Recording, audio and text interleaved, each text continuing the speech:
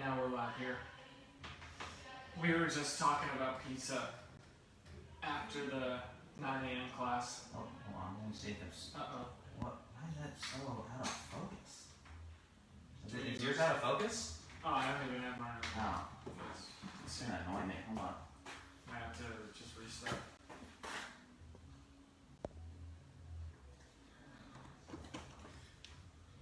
It's weird. It's clear on the camera. Let's see. Maybe it's just my computer. I don't know. That Looks good on my end. Does it? Yeah. Okay. It's probably just my computer. Then it doesn't like me. Alright, well, let's restart on here.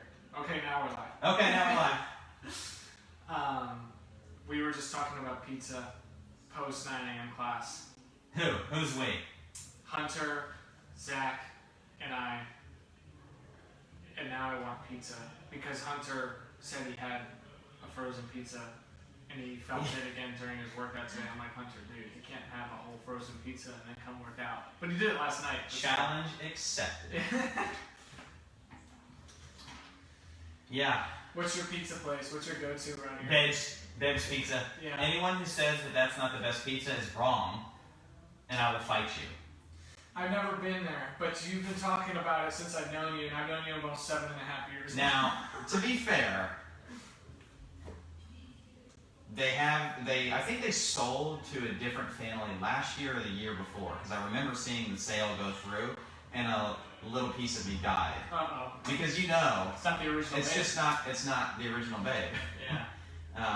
Now, full disclosure, again, anyone who says different is wrong, but there's a lot of nostalgia from my youth that comes with that comes with Babe's Pizza. So when I was in high school, me and two to three of my buddies, it kind of depended on how many were with us, but there was generally 4 of us. We would get together, and every Friday night for years, we would go out to either Babe's or a famous chicken wing place. Wow. That's not Beef O'Brady's. Do you know I'm going to see if you know this place. They're famous for their chicken wings and some other things that are at the restaurant. Oh, okay. Hooters. That's what That's what I thought you meant at first. And I was like, I don't want to say it. Yeah, so we used to go, we would alternate. We'd go to Hooters one Friday night, Babes one Friday night, and then finally you realize, even though you're young and dumb, you realize how terrible Hooters food is. Oh, man. It's just so bad. I can't believe I used to get their wings breaded. It was like you're basically eating...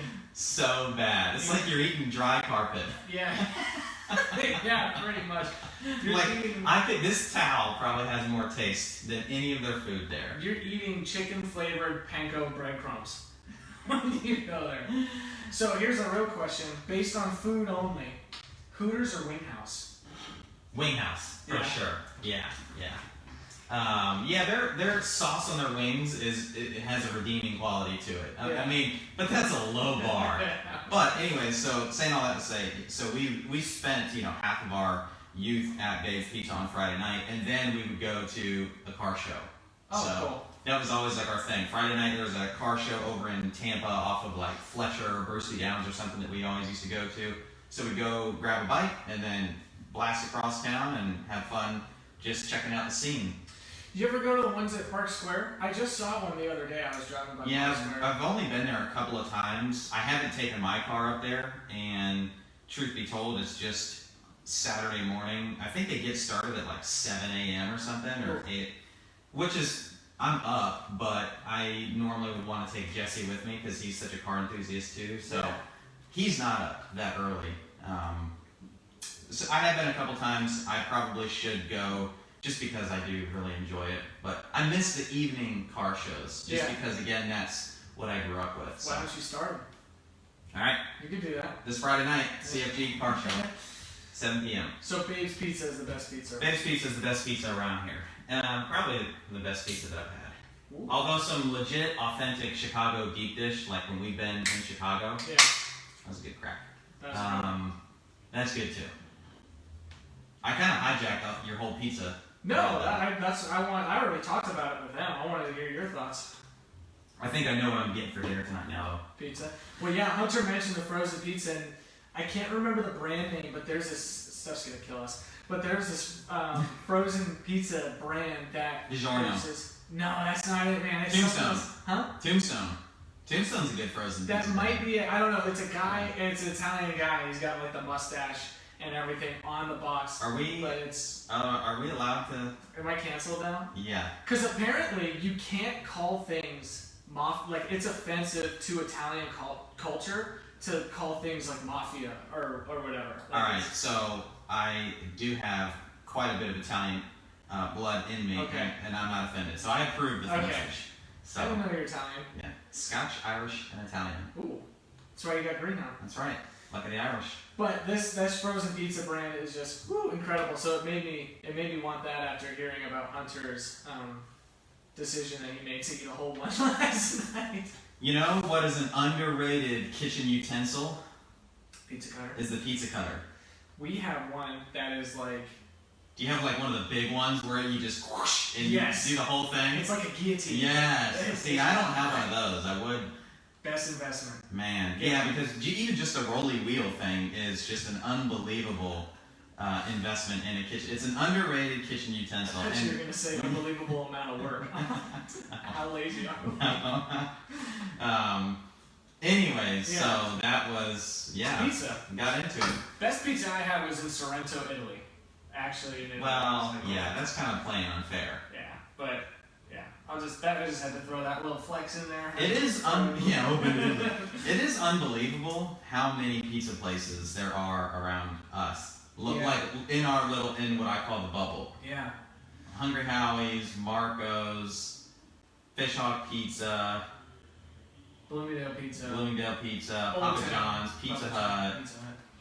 Domino's, Gasparilla's is new, which Papa is pretty John's. good. Yeah, you said somebody said Papa John's already. We both did. Okay, cool.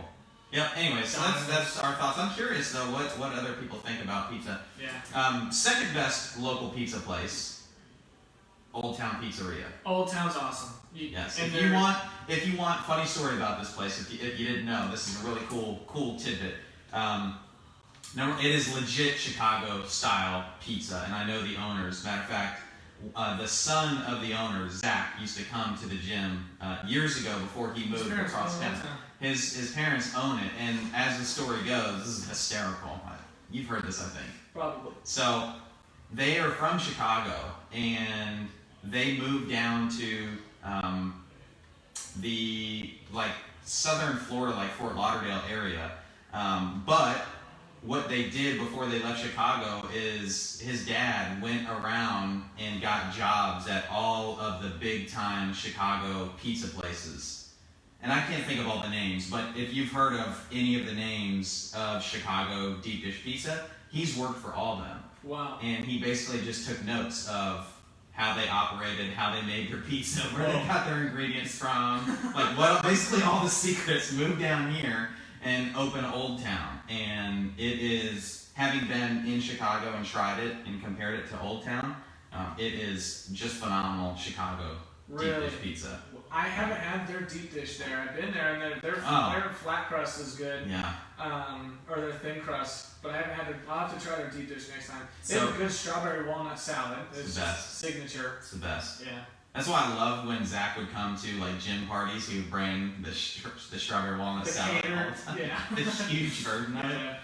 So here's a special challenge for you, because I know you like food challenges. Yeah. If you go there, get a deep dish pizza. The best one by far is the cheeseburger one. What? It sounds so gross, but trust me when I tell you, it is the best thing. Okay. Get a side of pizza sauce. That's for dipping. Not marinara. That's different, because they'll try to get you and say not marinara, pizza sauce. Okay, and see if you can eat 2 slices and not feel like you were going to explode from your insides. One is like, man, that was a really, and it's so good. You're like, I could do another slice. No, not if you want to feel halfway alive. Are you fork and knifing it, or are you? Oh, you have to eat this one with a fork to get going.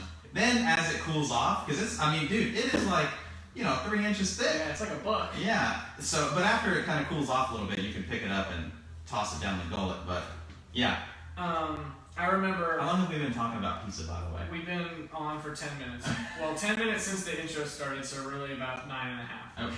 But we went to a Chicago deep dish pizza place after some weightlifting meet. I think it was States one year with the Paras and Rob, and if they're listening, they'll be able to tell us what the place was called, but I can't remember. And I remember being like, man, I could eat. I was like, I could eat. And you're like, you couldn't eat more than 2 slices of this. I'm like, I could eat a whole deep dish. You're like, no, you couldn't.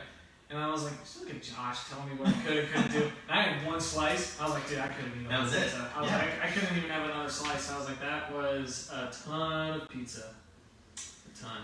So it's funny because I see one of the questions that you're saving for next week. If we don't have time, I do have a hard out today at 11:30, but about body fat percentage. Yeah. Here we are talking about deep dish pizza. I will never give up my pizza, ever. Now, pizza is probably. And I know that makes it sound like negative, like give it up, like it's a penalty, but there's a whole lot more that goes into it than just the greasy cheese and the bread and the pepperoni and the ingredients. It's everything about it, like the communal get together. Yeah. It's a rite of passage with the family. Not a rite of passage, but it's just like an event. We have usually once a week we'll get together with just our 4 of us, order pizza, and we're now at the point where both kids like pizza because there was a time when they didn't. Oh my gosh. And I was like, I wanted to disown them. Anyways, let's get into it. I was just gonna say it's funny because it's just a fun food. There's fun attached to it. Yes. So Yes. cool. So next Next Saturday, upcoming event is the Gymnastics Clinic, and then I'm seeing up here, tentatively we have a clean and jerk clinic on Saturday, May 8th. Oh yeah. Again, from 11 a.m. to 1 p.m. Yeah, so last time we split them up, we did a clean clinic and a jerk clinic. Now we're combining them, which is awesome. It's getting fancy. Yeah, getting fancy there. So that's Coach Gene again, May 8th, tentatively. Even if that's not the date expected around that time, come in, do the clean and jerk. I know you guys like that way more than the snatch, so come in, sign up for that, improve your weightlifting. And yeah, that'll be a working clinic, most likely from 11 a.m. to 1 p.m. Yes. Yeah. Yep. That's it. Those are our upcoming Bam. events. Knock those out in 45 seconds. There you go. Pizza, 10 minutes. Upcoming event, marketing, 45 seconds. I hope Look at us go. I hope all the pizza places we mentioned sponsor us. Oh, how cool would that be? Yeah, that would be awesome. Just hey, here's our new pizza. Review it. It'd be like, have you seen the president of Barstool Sports and he'll like try different pizza places across the country, and his thing is like he'll be like, all right, everybody knows, like one bite, everybody knows the rules, and he'll take a bite, and he'll start like chewing, and he'll take a second bite. One bite, everybody knows the rules, and then he'll start like grading the pizza. It's funny. You gotta. I've not seen that. But yeah, he'll go to like all these bizarre places and try different types of pizza. Yeah. Anyway, we went back to pizza. If you could, hold on, we're gonna stop this just because it's a good thought. If you had to give up for the rest of your life, pizza or barbecue, what would you give up? Barbecue. Yeah, okay. for Pizza sure. or Mexican food? We should do like a little bracket. We should. That'd be funny. Because I know how you like Mexican food. I like Mexican food. And we're talking all kinds of Mexican, right? Tex-Mex, wannabe Mex, legit Mexican. Like I'm covering all the bases here, and that's probably offensive, and I'm gonna get canceled, but that's okay. Yeah. So we're gonna get so canceled. This question is gonna demonstrate how white we are. It's not just all Spanish food, but like you said, like Mexican food. So like you mentioned the Tex-Mex. So but I could still have like Spanish food. Yeah. I'd give up Mexican food. Okay. Even if it was, I don't know why I asked that. What about a really good steak or pizza? Which one do you give up?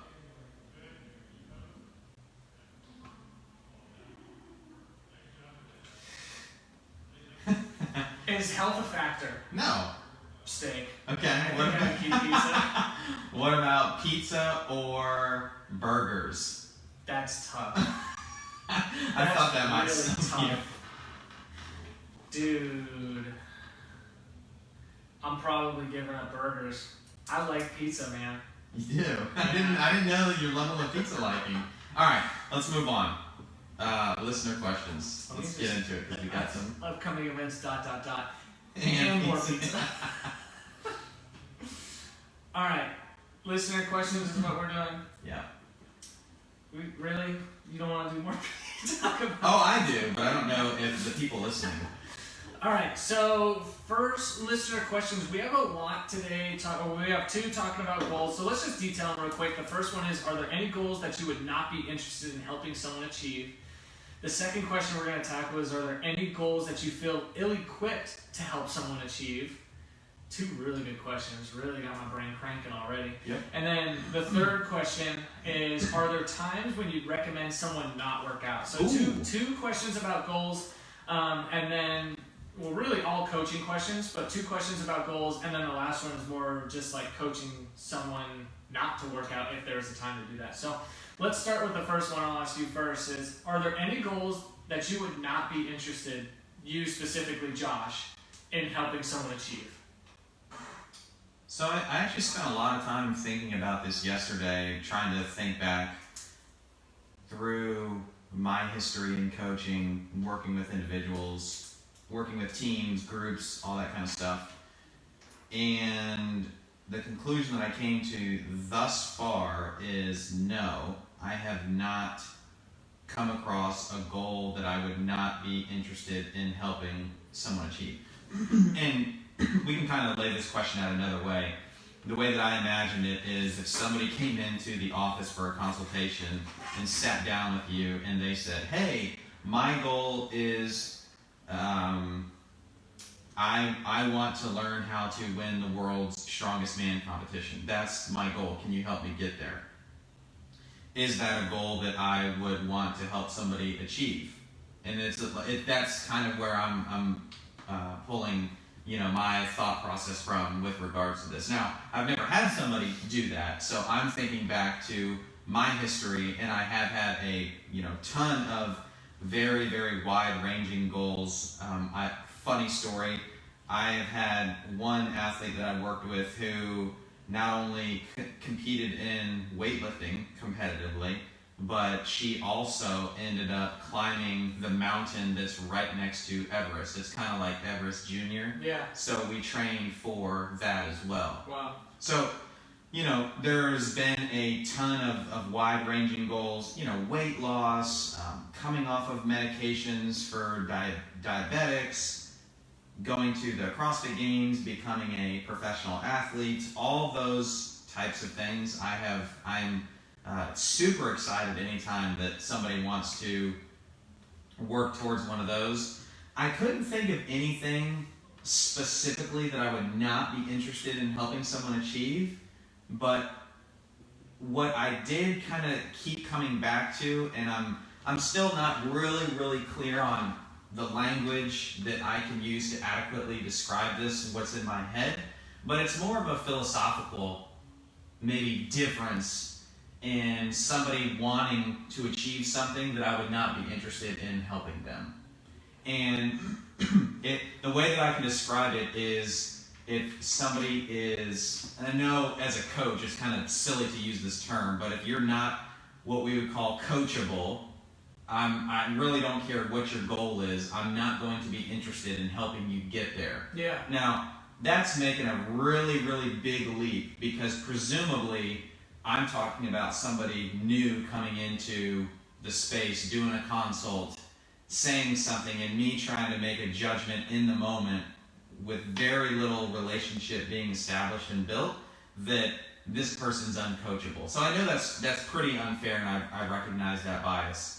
You could certainly, from afar, make some judgments as a coach as to whether or not you think somebody is coachable or not. Maybe if you know a coach who has worked with somebody and they're looking for somebody new, the history, is this person coachable? So I know that's kind of like on the periphery, and it's a very coach thing to say. So there's that, but then the other philosophical thing that I was thinking about is, if somebody has a goal that it comes with an unreasonable timeline because they are impatient. So I want to achieve X in 6 weeks. And I center on kind of like that 6-week mindset or mentality because it's so rampant in the fitness marketplace. Yeah. Like, achieve this, your body comp goals in 6 weeks, do this in 6 weeks, do this in 8 weeks. It really makes me think back to the 90s, maybe prior to your time, but where it was like 8-minute abs, no 7, no 6, Yeah. 2-minute abs, you know what I mean? So, things where people have an unrealistic expectation and they are hell-bent and determined that if you're not going to help me, I'm going to find somebody who will. So maybe we can call that impatience. Having said all that, what I do recognize after working with so many people for so long is that it's usually something that I take ownership of from a coaching standpoint or in that consultative process that I'm not properly explaining, or maybe just kind of hitting them across the head with the truth of, you want this, based upon my experience, this is unrealistic. And so I'm trying to explain to you that what you are going after is unreasonable. And I know that, don't jump on somebody's hopes and dreams and don't judge their potential. And I'm aware of all that too. But it's like if everyone can kind of relate to this. If somebody is to walk in here that's, 27 years old, has been sitting behind a desk for most of their life and says, the Olympics are coming next summer and I want to be standing on the track to win a gold medal in the 200-meter sprint. And I think everyone would agree, whether publicly or privately, that is unrealistic. Yeah. Barring your training experience and your history, unless it's Usain Bolt that walks in here, it's probably not happening. And so as a coach, I think that it is our responsibility to do that. So I can't think of specific goals that I would be uninterested in helping somebody achieve. It's more a difference in approach or philosophy in the person maybe that I am interested or not interested in working with. And I thought about all kinds of things like physique competitors, weightlifting competitions, traditional fitness sports, traditional sports in general. Like I'm all for any of that. But again, I think it's more of the type of person. The other thing I realized as time has gone on that I am, and maybe this is kind of bleeding into the next one, but that I am not the best at is I am not going to be the coach who's always on you for accountability, like badgering you over and over. Did you do it? Did you do your thing? Did you do your thing? Did you eat your food? Did you drink your... I'm not going to be that person. Right. I'm going to help you. I want to walk alongside of you, but if somebody that is like the number one thing that they need is accountability, like the constant badgering by a coach, that's just not something that I'm interested in. And again, this kind of is a philosophical type approach, but anything that encourages dependency, like a dependent relationship, I'm not interested in. Right. I agree with you because and this is again kind of bleeding into the next question, but I'm kind of the same way. It's not that I don't want the responsibility of having to keep someone accountable. It's not that at all, because I think being a coach in general is a tremendous responsibility. And yes, there is an element of it for sure. But yeah, there's definitely that element of it. Like, if somebody, say you're giving someone their programming for whatever athletic endeavor or physical endeavor that they're trying to achieve, whether it's losing 1 pound of body fat or trying to make it world's strongest man competition, I like that. It's like, and you're not getting any sort of feedback from them, there is that level of accountability that should be there of, hey, are you getting the work done that is like expected of you? But I'm not going to be like, did you drink your 80 ounces of water today? Did you work out 4 times this week? Did you sleep more than 7.5 hours last night? Like, I'm personally not good at that, because I don't want to be that person. You know who's really good at that and does it in a very calculated, but not negative way, is Stephanie. Yes, like, Stephanie's fantastic really good at doing that. Yep. And so it's cool to like watch her do that and kind of take notes, especially with her nutrition clients. She's really good at that. Yeah, and I recognize that I look at that in terms of being good or not so good at that as something that I am continually working on developing, because while I don't, and Steph definitely is not like the babysitter type at all, and that's not what I'm saying when I'm talking about accountability.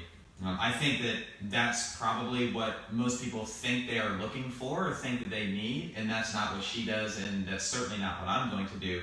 But there are so many elements of holding people accountable that she is good at, and I've recognized that I'm not, so I'm constantly trying to learn from her and pick up little different things that she does, whether it's in her communication style, if it is just the gentle nudges, but there is an art to that as well, and so I see it as something that I can always get better at. Right. Yeah. So what about you? Are there any, can you think of anything, I don't know if you spent time ahead of the podcast, but is there any goals that you would not be interested in helping someone achieve? in terms of like, I like the term I use, like physical endeavor, or whatever endeavor, like whatever goal that they're trying to achieve, like, no.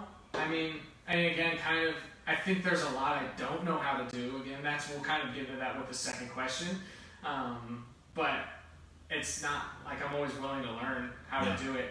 I feel like I'm presented with that often with PT clients or new group clients that are coming in, like new individual design clients that, because nobody's goal is the same. Nobody's going to have the exact same goal. Even if both people say, if you say you want to lose 50 pounds, that's a lot different from me saying I want to lose 50 pounds, right? So nobody's the same. And so you're as a coach, you're always learning. And so I wouldn't say that there's a goal I wouldn't be interested in helping someone with. It would just take some learning for me to be like, okay, like gung ho, let's do this. It's really interesting what you said, that even if somebody's goal at face value is the same, if I want to lose 50, you want to lose 50, it's not the same thing. Can you expand on that a little bit? Just get some So what insight. do you weigh? What do I weigh? Yeah. 167. What's your relative, like what body? Probably, I think when I measured it about a month ago, it was like 15%. How tall are you? 5'10". How old are you? 36. How long have you been working out? Like, what's your training age? For physical activity in general. Probably 30 years, 28 years. Okay. So I'm 6'1". I weigh 199. I broke under the 200. Oh, there it is. My training age is 8 years. Okay. Since I've been doing physics. Yeah. Like if I'm counting when I started going to like a Globo gym. Yep. I played sports when I was younger, but you see me. I'm not the most coordinated with any sort of sports ball. I'm 23, right? Yeah. My body fat percentage is an even 17. Yeah. Right? So it's just, that's my answer to the question when you're like expand on that. Is like we have two totally different individuals. Why would we be on the same plan? Yeah. I didn't even ask you what's your breakfast look like, your lunch, your dinner, how much are you sleeping, what's your stress like. I didn't ask you what's your movement look like currently, because say I'm training for a triathlon right now, and you're doing, we'll call it functional movement, right? Like resistance training and conditioning is what you're doing regularly. We're also both training totally differently. So if I'm training for a triathlon, which is steady state cardio, conditioning, and I'm not losing weight, something's going to have to change. Whereas if you have the goal of losing 50 pounds with your training, you're going to have to make tweaks. It's just so many different factors come into play. And now take it away from, zoom out a little bit. That's the phrase I was looking for. Zoom out a little bit to look at people that don't exercise. Like imagine I have two people that come in for a consult and they're, again, two totally different people with two totally different lifestyles. One's a stay-at-home mom with 6 or 7 kids, and the other is a single parent to one kid that works at MacDill Air Force Base, right? It's like now you've got two totally different archetypes of people with two totally different lifestyles that are going to need to be on two different programs if they both want to lose 50 pounds. Yeah. So the goal, it's like take two people, goal, lose 50 pounds by January 1, 2022, lose 50 pounds by January 1, 2022. Oh, we're dealing with the same person. Not even close, dude. Not even close.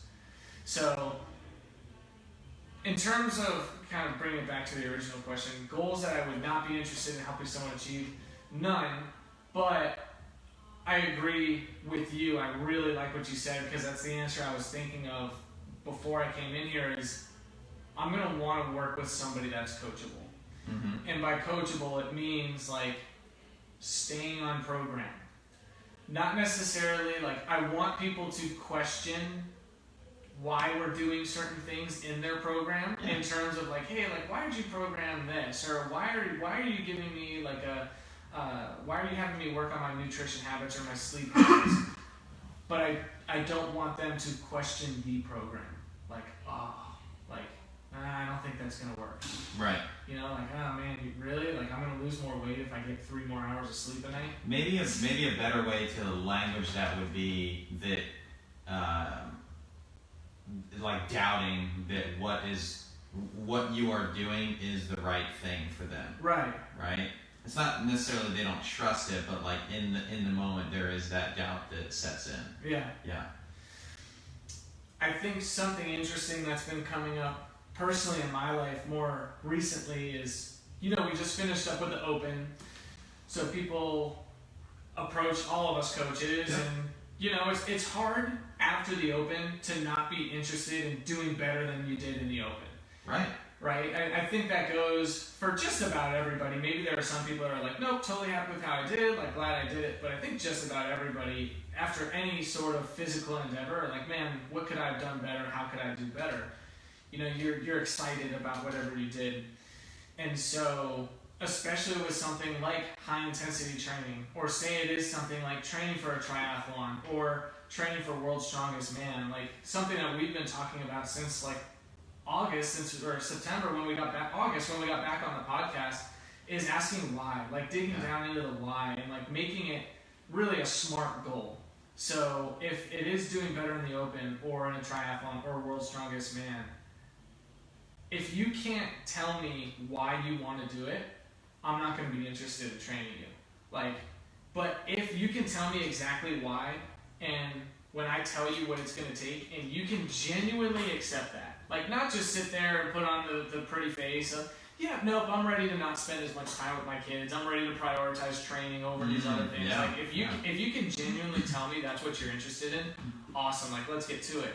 Otherwise, like we've talked to members before, like if spending time with your teenage son is more important to you in your life right now, and it's evidenced by just about everything that you say, but you want to be good at doing CrossFit and doing the CrossFit Open, like one's obviously more important to you, right? So we're going to want to be geared more towards that. Yeah.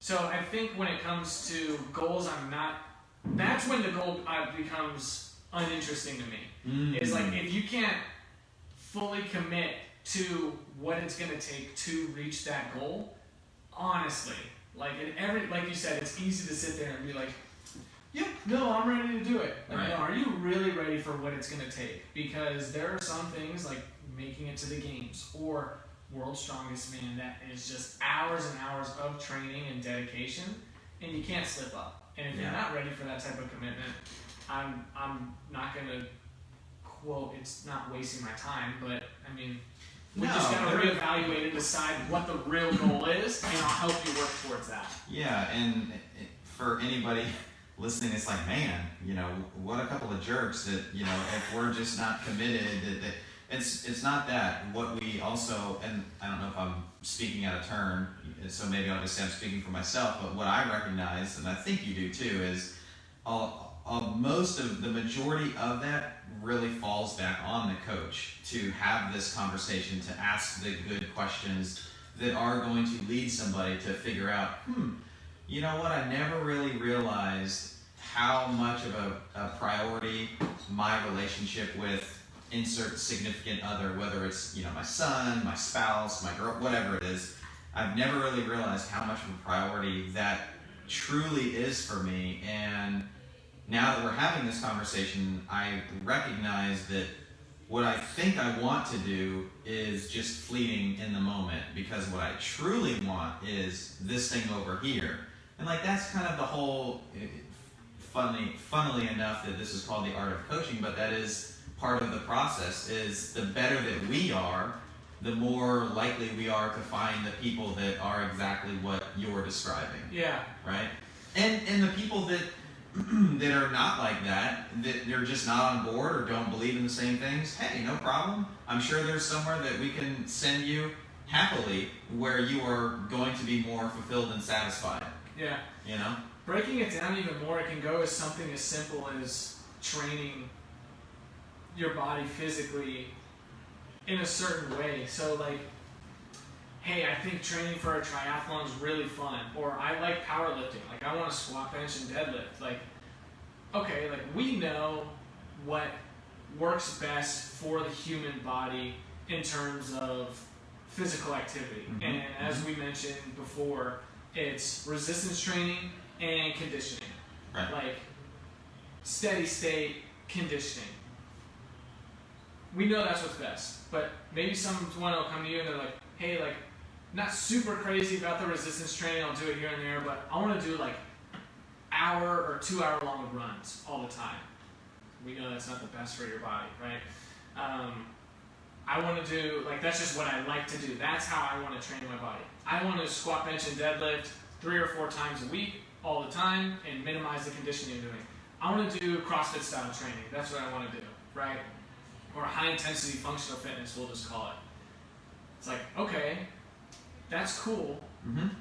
Same idea as those huge physical goals. Like, do you understand that this really isn't the best route for your body? Like, despite it being something really fun to do, like, and is that something you still want to do? Right. And if they're like, yeah, genuinely, I still understand, like, awesome, we'll train that way. Yeah. Like, as the coach, like, if that's something you like doing, of course it's my responsibility to steer you in the right direction in terms of your body. Like, I'm not gonna put you in the dirt, but I'll also incorporate the things you like doing, if that's what you like doing, and you understand the risk involved with doing it. Right. Yeah, there's always, I went through this great exercise a few weeks ago, I don't mean to interrupt you, but whether it's a training program, a nutritional program, lifestyle factors, all this, there's pluses and minuses and then unknowns to all of those, right? Yeah. You can list it out, again, from a diet perspective, low carb, low fat, high fat, paleo, keto. Like, there's all these, you know, there's pluses, minuses, you know, and unknowns to all of them. And part of the role of the coach is laying that out, you know, for the person that you're working with. Right. Okay, so let's go to the next one, because I do like this one. I mean, I like that one too, but. So the next one is, are there any goals that you feel ill-equipped to help someone achieve? Yes. Okay. Third question, are there times? No. Yeah. Yes, there are, and it's funny, we brought up the world's strongest man thing, but if a 14-year-old kid comes in here and says that he wants to win it, and we have a long enough timeline to work with, I feel equipped to do that, because the principles for training and how to get somebody from where they are to where they want to go are the same, no matter if you are the most novice of beginners or the most elite of the elite person, right? That is like the pinnacle of physical endeavors, right? Meaning, the principles that are used to train the Frasers of the world or the Claire Toomeys of the world are the same as the person who has never even heard of CrossFit and never trained a day in their life, right? Mm-hmm. The principles are the same. Now, being equipped, well equipped to get somebody really to where they want to go is a different endeavor. So the closer that you are, and now this is just from an athletic standpoint, not a general health and wellness or health and fitness standpoint. From an athletic endeavor standpoint, the closer that you are to being at your all-time best physical potential, the more specialized of a person that you need to be coached by. Right? Got it. Novice, brand new coaches should not be in charge of, they can still work with them. I had to rephrase what I was saying a little bit there, but they should not be the ones that are in charge of the design, the implementation, and all that of a program for somebody whose livelihood depends upon them performing at the highest level. So I'm trying to be general but specific enough that people can follow. Yeah. Right? So with that said, if I don't know, but let's just say what's his name? The Mountain walks in and says, "Hey, Right. I would like to win the World's Strongest Man again next year and for the next 5 years." I don't feel too well equipped to handle that. Right. I would feel ill-equipped. That's a different person than the 14-year-old who has never lifted a weight a day in their life. And again, the principles remain the same, but it does get much more specialized at that level, and that's not my specialty. You brought up a triathlete. If it's a novice to intermediate person that wants to get into triathlons, yep, I feel pretty well equipped to be able to do that. If you're talking about someone who is training for Kona or something like that, nope, I'm pretty ill-equipped to do that. Yeah. Again, the principles, and I know that this is confusing, but even though the principles of what they should be doing remain the same, I am just not going to be very well equipped to getting you that 0.01% better that you need to be to get to your goal. Does that make sense? Got to be pretty humble to admit something like that. Yeah, and I think the longer that you are a coach, the more that you're going to be exposed to and realize, oh man, I'm not the best person for that. You don't know what you don't know. Exactly. Yeah. Um, So yeah, there are a ton of goals that I feel ill-equipped to help someone achieve, for sure. I would say there are more goals that I'm ill-equipped to help someone achieve than there are goals I'm equipped to help someone achieve. And it's kind of the same idea as you don't know what you don't know. It's like we said a long time ago on old episodes of the podcast that like you could fill probably a small like office, couple of bookshelves, right, with all the information you know. Like you could fill up probably your whole office, especially you've read a lot, with all the information you know. You know how many libraries there are in the United States? 180,000 something. Right, more than McDonald's. Yeah. Right? Filled with books you've never read before. Like that's the amount of information that we don't realize we know. Except if you're on Facebook and posting a status, then you know everything. You know everything. Yeah, you know Yeah. everything in the whole world, Yeah. especially about what's going on politically. Yeah. Yeah. You've got someone that's on the inside. Everybody has somebody on the Yeah. inside. All of us have a political science degree when we log into Facebook.com. But That's so good. Yeah, you know what we're trying to say. So every time, I'm intimidated every time there's somebody that comes in with a new like archetype of goals. Yeah. So the first time I had to work with somebody that wanted to perform well in some sort of government or military issued PFT. Like physical fitness. yeah. Like the first time that ever happened, I was intimidated. I'm like, I've never had to work with someone like this before. And here's a plot twist. It's like be able to be good at push-ups, sit-ups, and pull-ups. Right. But to me, it's a new issue of tests. Each branch of the military or each branch or each like government agency has different standards that you have to hit. So it's being able to do that. But ever since then, I've worked with ever since that initial person, I've worked with like 3 or 4 other people that have had to do well. And it's like, oh, I got this, easy. Yeah. I've never had to work with somebody whose genuine goal was to make it to the CrossFit Games. Right. Whether as an individual or a master's, until recently. I sat down with somebody and we decided, again, laid out all the groundwork. It was like, you know what this is going to take, right? They're like, yep, awesome. Like, now we're working towards that.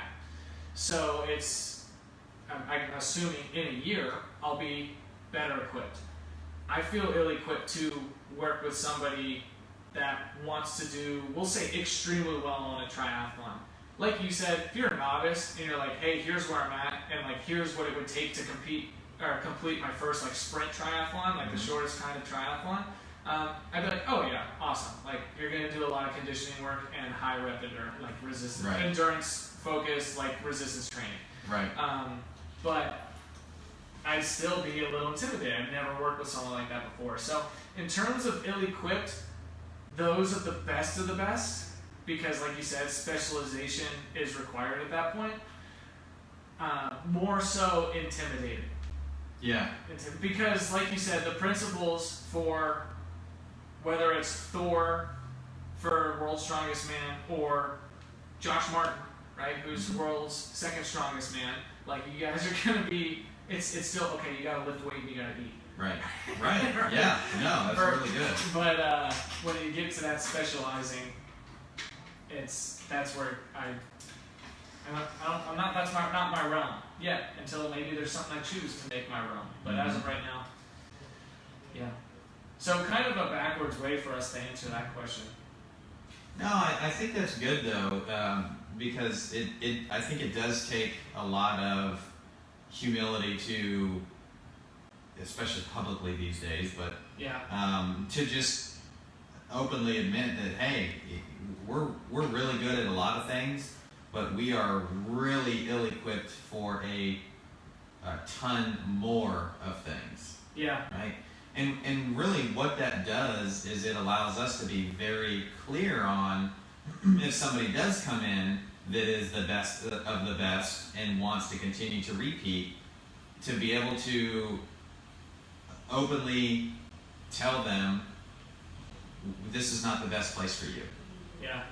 Because I know, just having been in the industry for so long, you know, the consultation from the outside looking in can feel very, and I don't mean to poop on anybody that's a used car salesman, but can feel very like, oh, it's going to be very used car salesy, you know, we're going to, you know, just try to sneak one in on you and get you to sign up and then hope that you never show up and just get my money.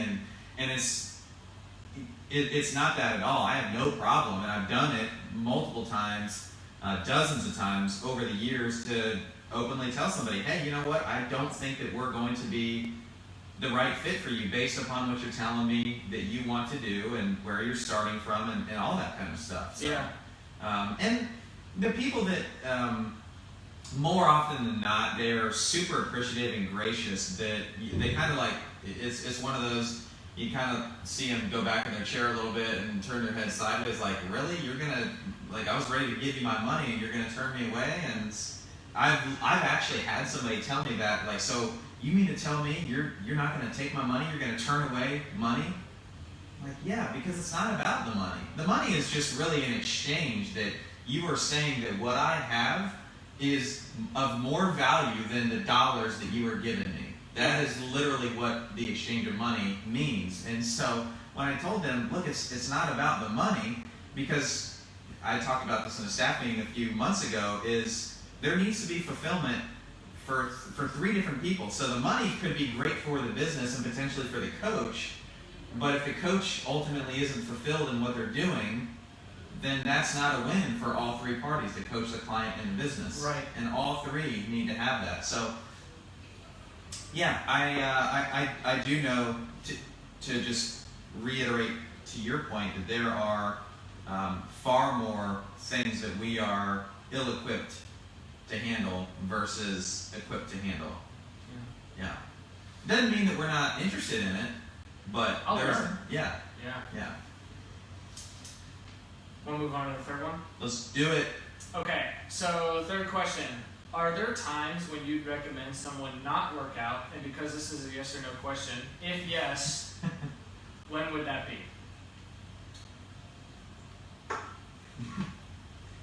It is most definitely a yes. There are times when I'd recommend somebody not work out. I don't know that we've probably made this disclaimer before, but first and foremost is we are not medical professionals. And as a for instance, if you have had a medical procedure done and your doctor says, hey, you probably shouldn't be working out for X amount of time, I'm not going to be the coach who puts the hand up and says, you know, that's pretty stupid and they're wrong and you should be working out. So that would be one disclaimer. Mm-hmm. That would be one instance where I said you should not be working out. Now, that's not to say that there isn't a gray area within that, because there certainly is. I don't think it's a black and white thing.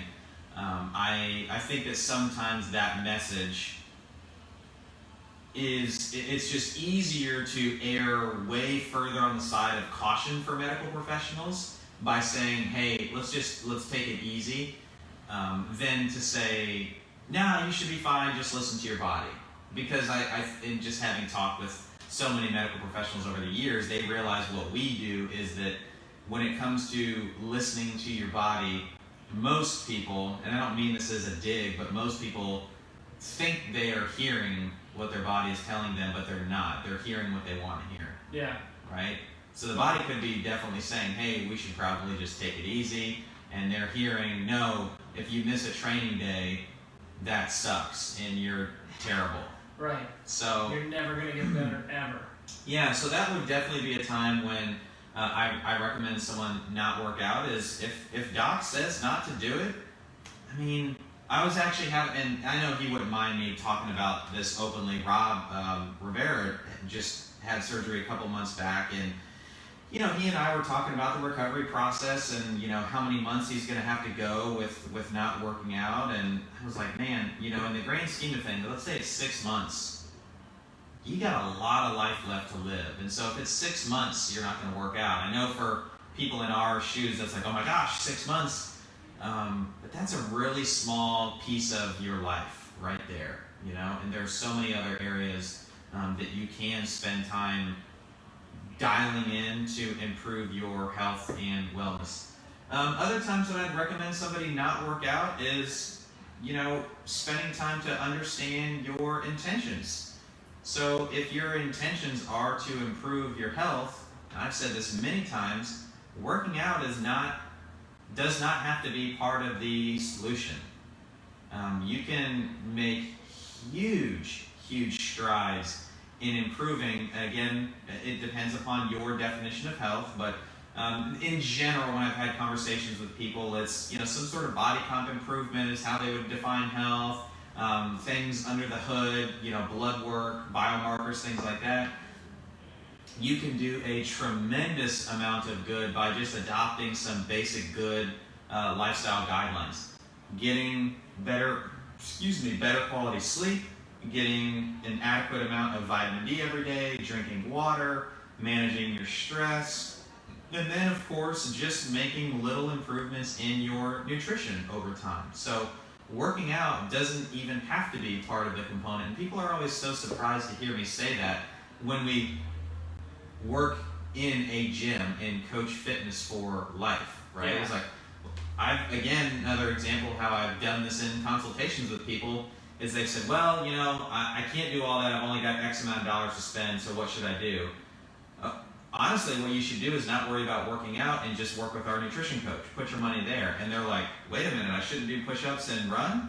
It's like, well, no, because the biggest change that you could make positively for your health and wellness is, by these things over here. Yeah. So, again, that's why I said the intentions thing. So if the intention is, health, reduce inflammation, joint pain, all that kind of stuff, then yeah, I would say that you don't need to be working out. Now, of course, that's another thing that will move the needle forward for you, but you can still move the needle tremendously far in the positive without the workout component. Now, if the intention that you have for exercising, or in this case working out, is to be really good at some sort of physical endeavor, like we've mentioned the CrossFit Games, World's Strongest Man, triathlons,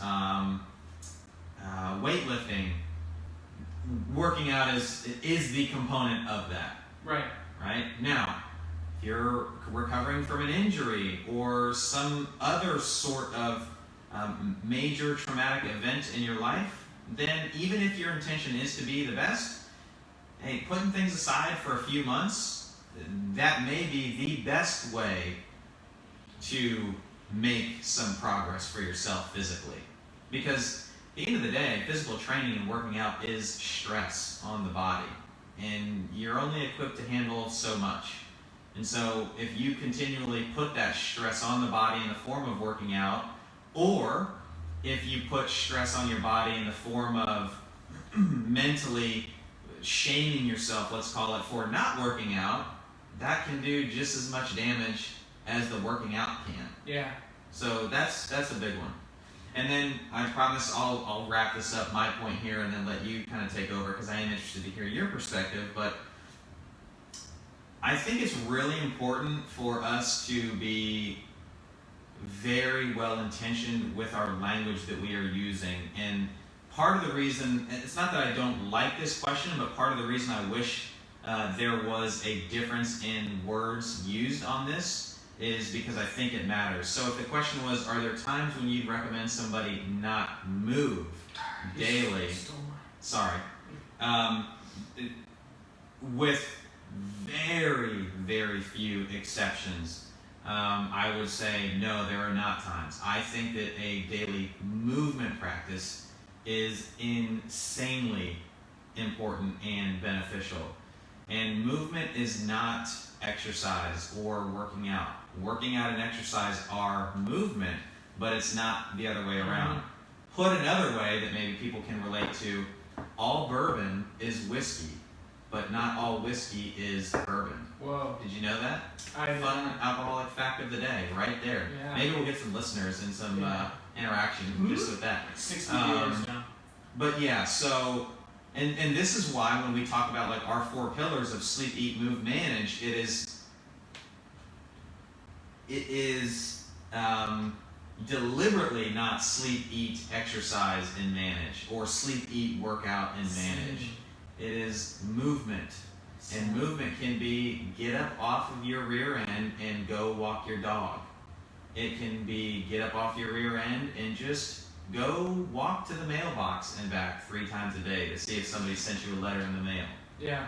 It can be park at the end of your parking lot and walk into your building and take the stairs. Those are all really, really great things. And as soon as people, I didn't even intend to go down this road, but we're gonna go down this road just a hair. As soon as people recognize that exercise and working out are just folly, like you don't have to actually do it, it's just leisure activity, you start to recognize a little bit more like how necessary is it. It's not super necessary to bench press and do burpees and power cleans. It's super necessary for a whole wide range of biological, adaptation that we're not even going to get into now, but it's super necessary to move every day. Yeah. So that's all I have to say about that. Of course. Sorry. You stole mine. It was, I was going to say, I think some people might disagree, but after hearing your explanation, you put it perfectly that, movement is totally different from working out. So are there times I would not recommend someone work out? Yes, absolutely. You're not getting enough sleep. You feel stressed. You don't feel good. Awesome. You're not going to you're not going to work out today, right? You're not going to come in and do bench press and burpees and power cleans. What you should do is hop on your feet, go walk around the block a couple times. Yes. Or don't bring your phone, or if you bring your phone, put it on Do Not Disturb, pop some headphones in, put on your favorite podcast or music, and just walk. Perhaps the Art of Coaching. I would recommend that one. Listen to us as you go for your walk, or your bike ride, or whatever it might be. Or maybe you run a real tight schedule, and your movement for the day is you throw on a 10 to 20 minute yoga tutorial on YouTube. Yeah. Get some yoga in, or some stretching, or do the couch stretch, do pigeon pose, do the hamstring stretch. There's a reason it's always the same mobility programs here, week after week, month after month, and year after year. It's because you should know, and if you don't, you will learn, but you should know after a real long time how to stretch your hamstrings, how to stretch your hip flexors, how to stretch your glutes. And notice I'm talking about the hips and legs because we spend so much time sitting, right? So go hit 2 minutes aside on each of those. Boom, you got 12 to 15 minutes worth of mobility in for the day. Awesome. Now now you're gonna feel better after doing 12 to 15 minutes Yeah. worth of stretching. So are there days I'd recommend somebody not work out? Yeah, absolutely. Are there days that I'd recommend somebody not move? Rarely. Yeah. Rarely. And again, it'd have to be a real extreme medical procedure or something. But even then, like, you know, Emily's got, I won't talk about it too much, she's got something going on. She's got a procedure that's planned in May, and they sent her like a protocol for when she's done with hers, and she's expected to walk out of the wherever she like gets outpatient. her procedure, Yeah. the outpatient that day. Yeah. Unless she's too like anesthetized or like drowsy or whatever. Right. But she's expected to get up and walk out of that procedure that day, and it's like, and it's for a hernia. Yeah. So nothing's like incredibly crazy wrong, guys. It's actually good. Emily's Yeah, Emily's gonna need to come on and go into the comments she's and gonna get mad. clarify some things. But and then it said for every day, like you should walk every single day afterwards, like to start building up strength again. Like, and I love that because that's totally against what doctors and surgeons will typically tell you is like, okay, you should rest, like you shouldn't get much movement. But then you'll have the physical therapists in here. They're like, what are you doing? Like, you need to move. Right. And then you'll have the coaches like us, like, you need to move. But yeah, that's my shorter answer. But you need to move frequently, and by frequently I mean every day. You don't need to work out every day. Even us coaches don't work out every day. Right. Not that we're the pinnacle, but if you want a pinnacle, look at the people we've talked about. Triathletes, world's strongest men or women, so we don't get canceled. Yeah. It's been an hour and we haven't mentioned them, so we don't get canceled. Elite CrossFitters, right?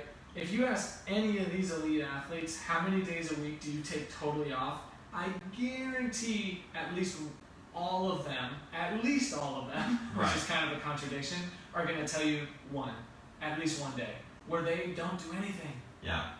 Yeah, anything from a workout standpoint. But Yeah. if you define day off as in you lay down and you get no movement all day, none of them are going to say that. No, they're going to see like, and we'll take like NFL players too, or like NBA players, like they're going to go to the sauna, they're going to go, and this is any elite athlete really, but they're going to go to the sauna, and then they might go to like take an ice bath, and they might switch between those, and then they'll go see all their bodywork people, so they might have appointments all day, but it could be, they wake up at 10 or 10:30, right? Because they're Right. getting 11 to 12 hours of sleep. Yep. And then they'll go see their bodywork specialist until 4, and then hit the sauna, and then from 6 until they fall asleep at 10 again, they're just focused on eating and relaxing, Yep. right? So they're getting some sort of movement in through their bodywork specialist or any sort of recovery technique, but Ironically, all the body work that they do get is really just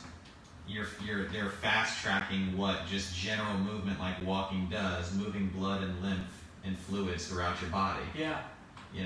Which and I kind of fast track kind of has like this negative connotation, and in most instances I would say it does, but like when you're looking at a career that might only span a few years, yeah, you're trying to fast track your peak and hang out at that peak for as long as possible. Right. So it makes sense for that group. So Did you Yeah. listen to the whole episode of Joe Rogan with Fraser? I did not. No, I honestly, until you just mentioned it, it was like one of those out of sight, out of mind. And honestly, the reason why is I strictly use the Apple Podcast app, and so okay. I'm always like queued up with Yeah. that. And since it's only on Spotify, I never pull that up thinking for podcasts. So yeah. Dang it, Joe Rogan. Yeah. Anyway, you can't blame him. It was like a $100 million deal. Yeah, that's very If true. Spotify offered us $100 million, would you leave Apple Podcasts for Spotify? Is bear poop in the woods? Fraser mentioned his like what he would do for recovery, and did you get to that part where he was like saying he'd switch between the sauna and the ice bath? No, but I know that's a common practice. Yeah, so like on his recovery days, this would be like, and like imagine doing this. It doesn't sound that bad, but it's a lot of time. Is he would do like 2 or 3 cycles of like 15 minutes in the sauna, 5 minutes in an ice bath, 15 minutes in the sauna, 5 in the ice bath. So he'd do that on his recovery days, but he'd also do that on his training days. And so I think it's cool to like hear that and hear, okay, like, yeah, they're not just turning on the TV, turning on Breaking Bad or whatever you're watching on Netflix now and vegging out for 12 to 13 hours and then going to bed, right? Like there's some sort of movement of blood and lymph going on for everybody should be doing it. I always said when I worked at IMG down in Bradenton and then the Yankees, these guys would spend 2 to 3 times the amount on recovery as they would on the actual physical training. Meaning, if it was a 2 hours of training, whether it's on the court, on the floor, weightlifting, cardio, any of that stuff, if it was 2 hours, they spent anywhere from an additional 2 to 6 hours on the recovery process. Wow. Yeah. It's a lot. It's a long time. Yeah. But they got bodywork guys too. Exactly. I need my own bodywork. I'm actually going to see them. I got an appointment in 17 minutes. Well, who's a therapist? I'll let you go because I think we're done. Oh yeah. Good. Well, this was a good combo. I hope it was valuable to the people that listen. I know Steph said she watched. I think she's talking about the Fraser. That's appropriate for high level athletes. Appropriate for us. I don't know. I don't think so. I think there's a difference between appropriate and necessary. I think that a lot of people rely on that as a fix for a poor lifestyle. What, like saunas and ice baths and stuff? Yeah, ice baths, body work and all that. And I'm not pooping on it or saying it doesn't feel good. But if you're using that as a crutch or a fix for a poor lifestyle, kind of like a lot of people use the gym for, that's not going to work and be sustainable long term. So that's what I'm saying is like, just walk, and do that daily. Yeah. Spend less time sitting behind your desk than you do standing. And what you will find, and again, it's going to take time, but what you will find is you're going to feel, look, and perform better. So again, there's a difference between appropriate and necessary. Can you do it? Sure, you can, but it's not necessary. And like you said before, like we're literally talking about the best in the world at his specific sport, right? The top 0.00001% of people, maybe that's what they have to do to reach peak recovery.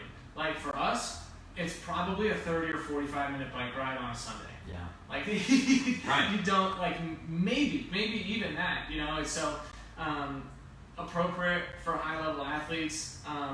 Again, I think necessary is a better word. Necessary for us, absolutely not. Appropriate for us, nah, I wouldn't say so. So, good question. Sweet. All right, I got to roll. I got another meeting to get to. Day of meetings. Day of the meetings, Wednesday, hump day. All right. Thank you, Josh. Adios. Thank you. Guys, if you're watching live, thank you for watching. If you're listening to this podcast, thank you for listening to this. If you're listening on Apple Podcasts, please leave a 5-star written review. If you're listening on SoundCloud, you can like the track, give us a follow, but you can also go on iTunes.